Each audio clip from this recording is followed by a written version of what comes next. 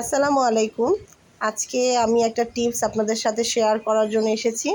তো টিপসটা হচ্ছে, যারা আমরা ঢাকা শহরে ওয়াসা থেকে পানি এনে খাই, তারা এই জারগুলো ব্যবহার করে থাকি।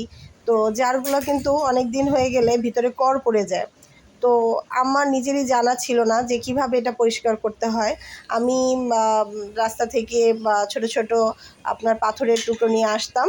তো সেই টুকরোগুলো দিয়ে পরিষ্কার করার চেষ্টা করেছি, কিন্তু একদম পরিষ্কার হতো না। তো সেই ক্ষেত্রে আমার দেখা যেত যে গ্লানগুলো ফেলে দিতে হতো। তো যখন আমার লাস্ট গ্লানগুলো একদম কালো হয়ে গেছে, তখন একজন আপা আমাকে একটা টিপস দিয়েছেন যে কিভাবে আমি এটাকে একদম পরিষ্কার করতে পারি।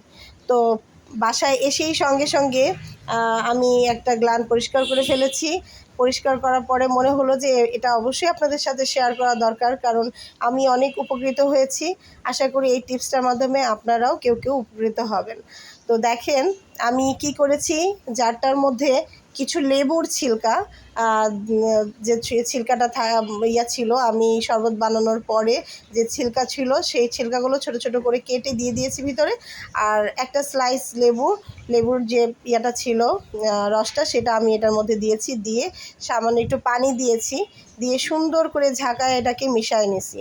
মিশিয়ে তারপরে একদম জারের যে উপরের অংশটা, হাতাটার, তারপরে হচ্ছে সাইডগুলা, সম্পূর্ণ এটাকে ঝাঁকি দিয়ে দিয়ে মিশিয়ে নিয়েছি। মিশিয়ে নেওয়ার পরে ভিতরের যে পানিটা এত পরিমাণে কালো হয়েছে যে আসলে বলার বাহিরে, করগুলো উঠে এসেছে। তো তারপরে আমি উপরের গ্লানের উপরের অংশটাও ধুয়ে পরিষ্কার করে নিয়েছি, কারণ এটা আমার পুরনো একটা ছিল, আপনাদের দেখানোর জন্য আমি এটা বের করেছি।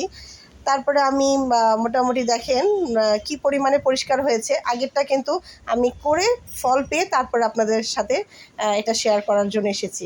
তারপরে ঝাঁকি দেওয়ার পরে ভিতরের যে কালোটা পানিটা, সেই পানিটা একসময় আবার আস্তে আস্তে কালো থেকেও হয়ে যায়, কালোটা চলে যায়, কারণ ক্ষারের পরিমাণটা এত বেশি থাকে লেবুতে। তো তারপরে আমি গ্লান থেকে ওগুলো সুন্দর করে ফেলে পরিষ্কার পানি দিয়ে ধুয়ে নিয়েছি গ্লানটা। আর লেবুর গন্ধ থাকলে কোনো সমস্যা নাই, তারপর আমি একটু লিকুইড ভিম বার ভিতরে দিয়ে তারপরে আবার একটু সুন্দর করে পরিষ্কার করে নিয়েছি। তো আশা করি আপনাদের এই টিপসটা ভালো লাগবে। যদি ভালো লাগে তাহলে আমার সাথে থাকবেন, আমার চ্যানেলের সাথে থাকবেন। আল্লাহ হাফেজ।